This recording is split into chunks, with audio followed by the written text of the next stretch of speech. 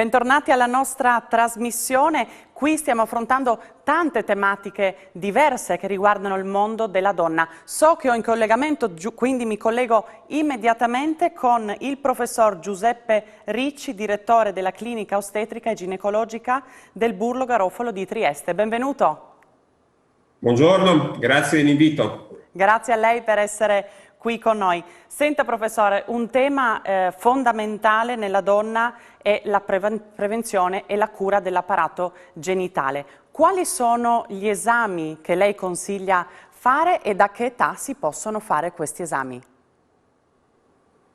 Come tutti sanno, la prevenzione è uno strumento formidabile nella lotta alle malattie e anche per le malattie che colpiscono l'apparato genitale femminile. Abbiamo oggi diverse possibilità di prevenzione. Ad esempio, le ragazze e i ragazzi a 12 anni ricevono l'invito a sottoporsi alla vaccinazione per l'HPV. L'HPV è il virus del papilloma umano, è un virus molto diffuso fra i giovani e ormai si sa che è responsabile del tumore del collo dell'utero, un tumore molto aggressivo con alta mortalità. La vaccinazione permette di ridurre moltissimo l'incidenza di questo tumore. È una vaccinazione sicura, si fa ormai da tanti anni e quindi tutte le ragazze e i ragazzi dovrebbero farla. Successivamente abbiamo la possibilità di fare il pap test. La nostra regione invia a tutte le ragazze all'età di 25 anni una lettera con cui le invita a sottoporsi a questo esame molto semplice, non invasivo, non doloroso, che permette nel giro di pochi minuti di raccogliere un prelievo, un campione che verrà esaminato e che permetterà di rilevare piccole alterazioni delle cellule che, se non riconosciute e non trattate, in un futuro potranno dare la comparsa di questo tumore del collo dell'utero. E questa è una forma di prevenzione molto molto importante che ha permesso di ridurre in molti paesi, fra i quali l'Italia, l'incidenza di questo tumore così grave. Così come completando quelli che sono gli screening, ovvero quelle procedure che si fanno a tappeto sulla popolazione, all'età di 50 anni le donne vengono invitate a fare una mammografia. Questa è la prevenzione organizzata. Poi vi è una prevenzione individuale che ogni donna dovrebbe fare. Scusi, lei come prevenzione organizzata intende che appunto viene mandato viene spedita a casa appunto una lettera, no? Dove si invita... Una lettera, esattamente. Sì. Esattamente. La regione è all'avanguardia rispetto ad altre realtà e quindi viene coperta tutta la popolazione. Poi abbiamo, come dicevo, una prevenzione che ogni donna dovrebbe fare. Ogni donna con una certa periodicità, che dipende da caso a caso, dovrebbe sottoporsi a una visita ginecologica con eventualmente una ecografia. E questo permette di rilevare delle anomalie che, se riconosciute, possono essere trattate precocemente e quindi possiamo prevenire delle problematiche che in un futuro potrebbero dare anche problemi piuttosto importanti. Ad esempio, non è normale avere mestruazioni irregolari dopo 18 anni, non è normale avere mestruazioni molto molto dolorose, o meglio è necessario indagare in questi casi, in modo che possiamo prevenire le conseguenze di quella che è una malattia molto diffusa, dell'endometriosi, che colpisce circa il 10% delle donne in età fertile e che deve essere riconosciuta e trattata precocemente, perché altrimenti se non si interviene precocemente... Entro facendole una domanda. L'endometriosi viene definita una malattia silenziosa, è corretto dire così? In alcuni casi sì, in alcuni casi purtroppo non dà sintomi e quando si diagnostica a volte può essere tardi, ma in moltissimi casi dà dei sintomi che purtroppo sono sfumati, sono subdoli, a cui magari non si dà la necessaria importanza. Ad esempio, mestruazioni dolorose affliggono tantissime donne, ma nel caso dell'endometriosi è un dolore che peggiora ogni mese, diventa sempre più forte e diventa anche sempre più lungo il tempo di comparsa di questo dolore. In questi casi non è detto che ci sia endometriosi, ma è necessario che la ragazza, la donna, si sottoponga a un controllo e quindi che si possa verificare se effettivamente è presente una endometriosi. Così come una ragazza che ha mestruazioni irregolari deve fare una valutazione perché potrebbe avere quella che si chiama sindrome idrovaio micropolicistico, perché questa può essere trattata efficacemente, ma se non viene trattata poi eventualmente può determinare in età successiva delle difficoltà a concepire. Con la visita ginecologica possiamo fare anche un'ecografia, quindi possiamo evidenziare delle cisti ovariche, oppure anche dei fibromi. I fibromi sono, senza prendere paura, il tumore benigno più frequente nella donna. Infatti se ne sente molto parlare.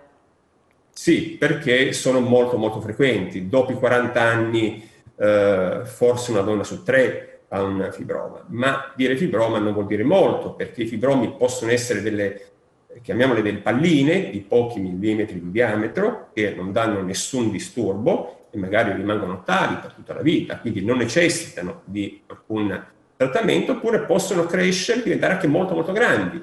Ci è capitato di vedere anche fibromi di 5, 6, 10, 15, 20 centimetri, addirittura fibromi che raggiungono un peso di 3-4 kg, anche più, quindi è come avere un bambino di 9 mesi nella pancia. A volte è difficile diagnosticarli perché non danno sintomi e quindi soltanto con la visita è possibile diagnosticarli. Per questo è importante appunto sottoporsi a queste visite, a questi esami. Ecco. L'altra forma di prevenzione, tornando alla prevenzione, è quella delle malattie a trasmissione sessuale. Ad esempio, uno degli agenti che è più diffuso è la clamidia, la cui diffusione è in aumento, soprattutto nelle età più giovanili. È un germe che è subdolo, perché molte volte non dà sintomi importanti, per cui la ragazza o il ragazzo non si rivolge al medico, ma è un germe che silenziosamente provoca delle alterazioni che magari quando la donna andrà a cercare una gravidanza potrebbe avere dei problemi. Quindi queste infezioni devono essere riconosciute, le ragazze ormai sanno che devono prendere i ragazzi le precauzioni quando magari hanno degli incontri occasionali oppure con partner che eventualmente possono presentare dei sintomi, e questa è una forma di prevenzione anche molto importante. E per finire, la prevenzione riguarda anche un'età più avanzata della vita, l'età della menopausa. Oggi sappiamo che è possibile prevenire alcune problematiche che riguardano la donna nell'età più avanzata, ad esempio l'osteoporosi.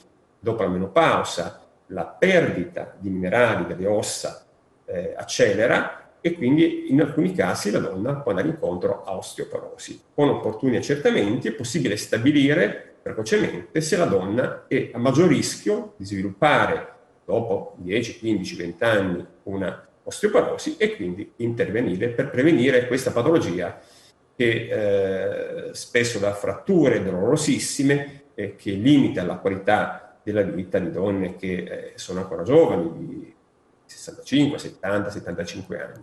Professore, quando una donna decide di intraprendere una gravidanza, a quali esami si deve sottoporre?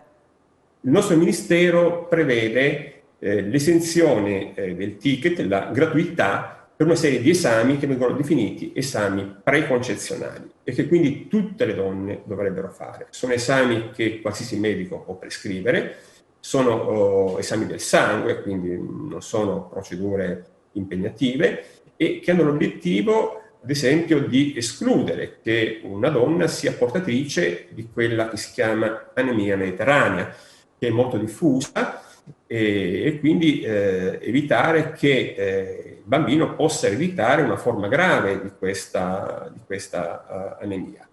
Così come è necessario fare una valutazione della presenza degli anticorpi della rosolia. La rosolia in gravidanza è devastante. La vaccinazione è molto efficace, se la donna fa la vaccinazione è protetta direi al 100% da questa infezione, così come è necessario stabilire se la donna ha avuto o no la toxoplasmosi. La toxoplasmosi è quella che comunemente è nota come malattia dei gatti, perché è trasmessa con le feci dei gatti. Fuori gravidanza è una malattia che di fatto non dà particolari sintomi, il più delle volte è totalmente asintomatica. In gravidanza invece può dare gravi problemi al feto. Se la donna non ha, purtroppo non c'è ancora una vaccinazione, se la donna non ha gli anticorpi, non ha la protezione, è necessario che adotti una serie di misure già prima del concepimento, quando comincia a cercare una gravidanza. Misure molto semplici, ovvero fare attenzione alle feci del gatto, se si ha un animale in casa, lavarsi spesso le mani, lavare molto bene la frutta, la verdura, non occorre usare prodotti particolari, è sufficiente lavarli Lavarla con molta acqua. attenzione, dice lei, sì. Esattamente, non è necessario usare prodotti particolari. Così come una donna che cerca gravidanza e che non ha la protezione per la toxoplasmosi deve evitare di mangiare carne cruda, insaccati, quindi prosciutto crudo, bresaola, speck, e questo alcune volte può essere anche così abbastanza fastidioso per le signore che si apprestano a una gravidanza, però è un sacrificio che vale la pena fare, perché questa infezione in gravidanza può essere molto molto pericolosa. Poi ci sono altri esami che si fanno, ma quelli principali sono questi. Sono questi. Così come noi invitiamo le donne che cercano una gravidanza a fare anche la valutazione degli anticorpi per la varicella. Se la donna non ha avuto la varicella, non ha gli anticorpi, anche in questo caso è opportuno fare la vaccinazione, perché la varicella può dare problemi in gravidanza. Professore, così come parliamo sempre... Io la ringrazio, vuole dire qualcosa prima di chiudere il collegamento? Ecco, io rivolgerei un invito a tutte le donne a fare prevenzione. Oggi è possibile fare prevenzione. Noi in medicina amiamo la prevenzione perché è molto meglio agire su persone sane, per noi, ma soprattutto per le donne, che non trattare le persone ammalate. Quindi prevenzione, prevenzione, prevenzione. Oggi abbiamo strumenti assolutamente sicuri per la prevenzione, dalla vaccinazione alle indagini diagnostiche, alle visite, e quindi questo è un invito che tutte le donne dovrebbero raccogliere a qualsiasi età. Ringrazio e saluto il professor Ricci, direttore della clinica ostetrica e ginecologica del Burlo. Vi lascio per 150 secondi, ci rivediamo qui perché parleremo di gravidanze a rischio ma anche di vaccini. A fra poco.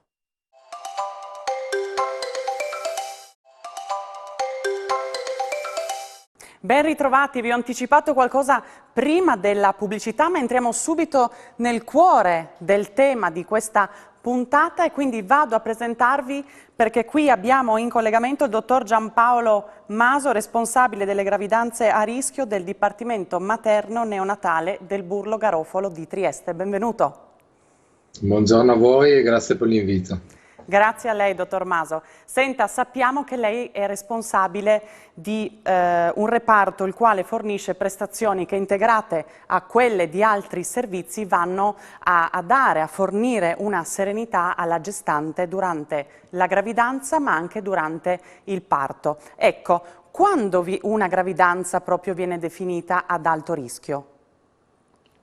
Allora, la definizione di gravidanza ad alto rischio non è uniformemente accettata.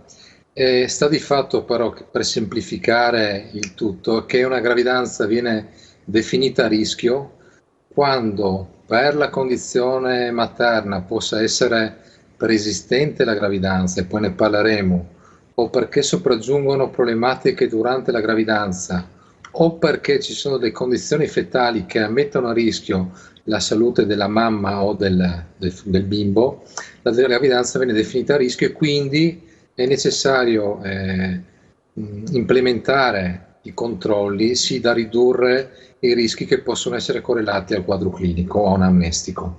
Quindi dal punto di vista pratico noi definiamo una gravidanza che può essere a basso rischio intermedio, rischio alto. Comunemente si parla anche nelle guide ministeriali di gravidanza fisiologica. Personalmente questo concetto non mi piace molto, anche perché la gravidanza, noi sapremo come va a finire la gravidanza solo quando mamma e bimbo andranno a casa e ci auguriamo sempre in buone condizioni. Quindi definire una gravidanza fisiologica di per sé è poco appropriato, è meglio definirla a basso rischio, anche perché ci possono essere complicanze che sopraggiungono durante la gravidanza stessa o addirittura durante il parto o nel postpartum, e quindi questo è il motivo per cui si definisce la gravidanza a rischio o meno.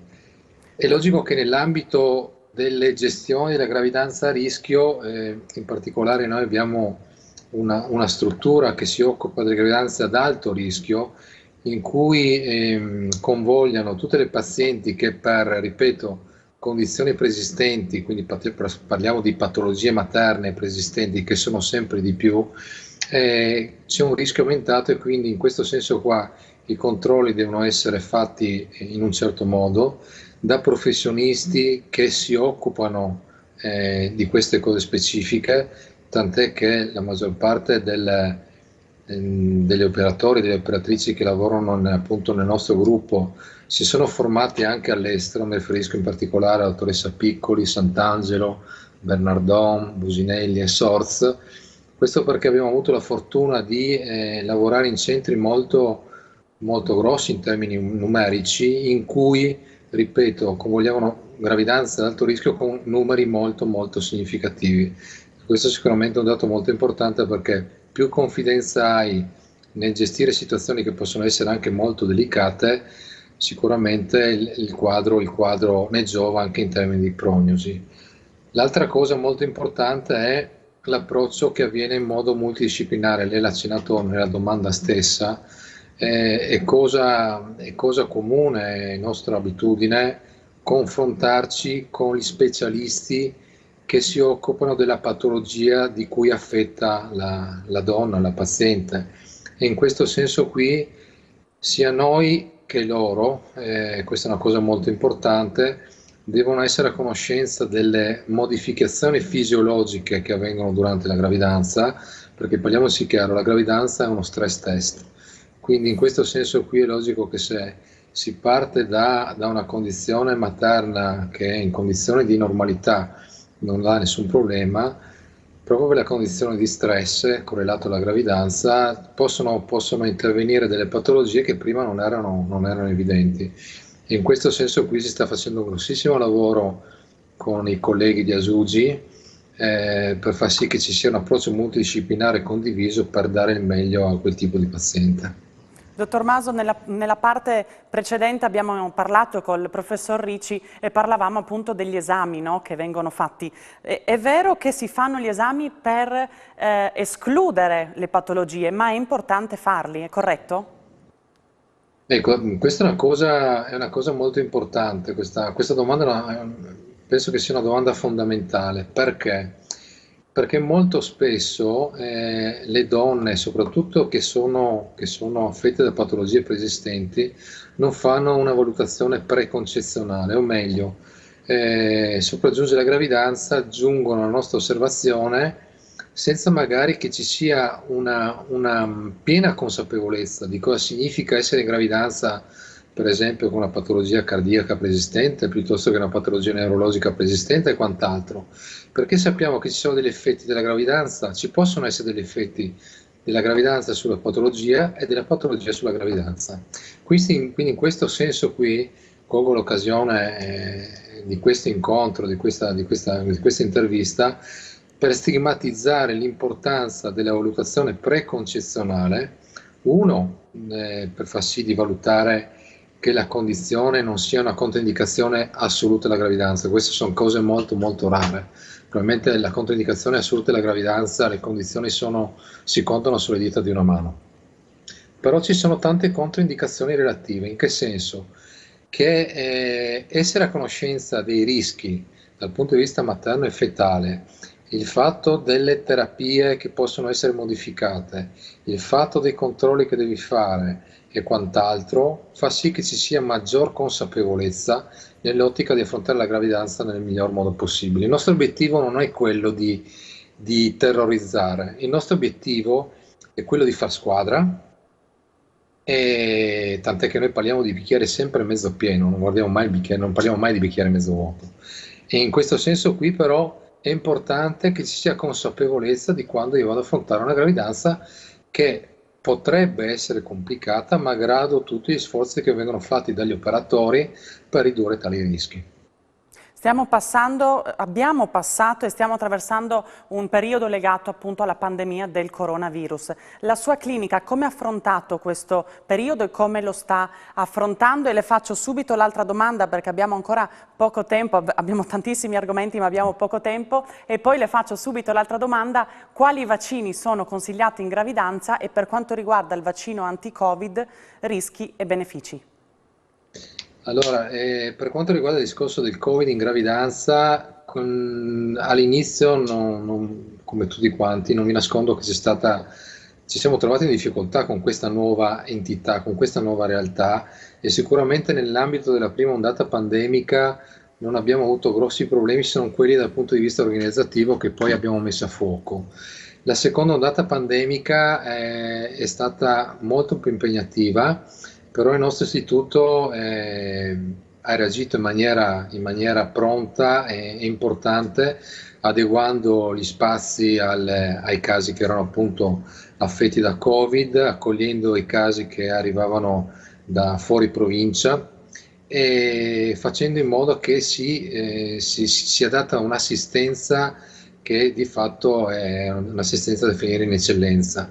Questo per lo sforzo di tutti gli operatori nell'ambito ostetrico, gli operatori del selaparto, gli operatori della gravidanza a rischio, e quindi in questo senso qui l'abbiamo affrontata non con poche difficoltà, perché il discorso di restrizioni e quant'altro ci ha creato un po' di difficoltà, ma creando degli spazi appositi, quindi da quel punto di vista l'abbiamo affrontata nel modo ottimale.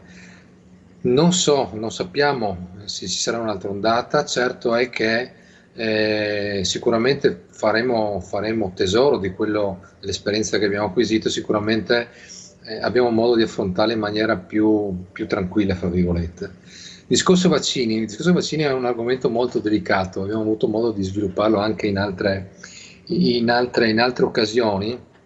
E noi sappiamo che l'effetto del Covid in gravidanza può essere, nella maggior parte dei casi, è poco significativo, però quando è significativo è gravato da severe complicanze materne, da Covid, quindi dal punto di vista polmonare in particolare, con conseguenze a livello fetale, soprattutto in termini di prematurità iatrogena, cioè che è indicato l'espletamento del parto perché altrimenti il bimbo rischia restando in utero. In quest'ottica qui le linee guida internazionali e anche le linee guida nazionali considerano la popolazione in gravidanza come una popolazione fragile, quindi è fortemente consigliato che venga vaccinata. Questo vale soprattutto nelle donne che hanno fattori di rischio per complicanze da Covid. Mi riferisco in particolare all'età materna avanzata, all'obesità, patologie polmonari persistenti, asma in particolare, patologie ipertensive e alcune etnie, in particolare l'etnia asiatica e la nera africana. Vaccino sì, vaccino no. La vaccinazione deve essere offerta a tutte le donne in gravidanza.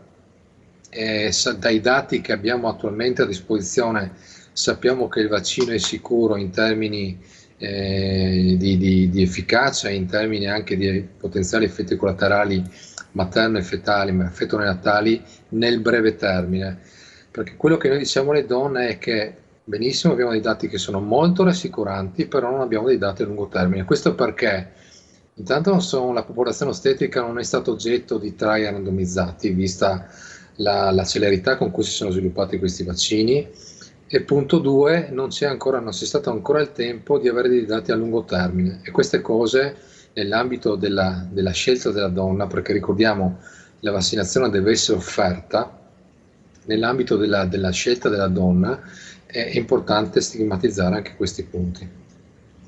Quindi sì, diciamo la scelta è libera, poi bisogna sentirsi anche appunto di vaccinarsi, non c'è un obbligo oppure una negazione totale, questo dice?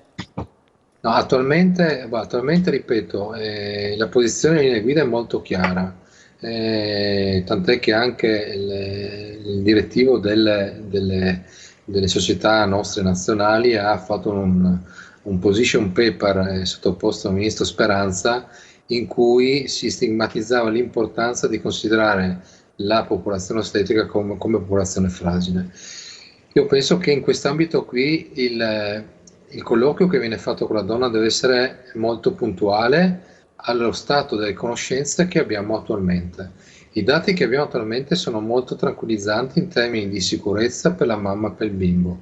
È logico però che non abbiamo dati sul lungo termine, questo esiste in tutte le realtà Sì. internazionali e viene stigmatizzato da tutte le linee guida sostanzialmente.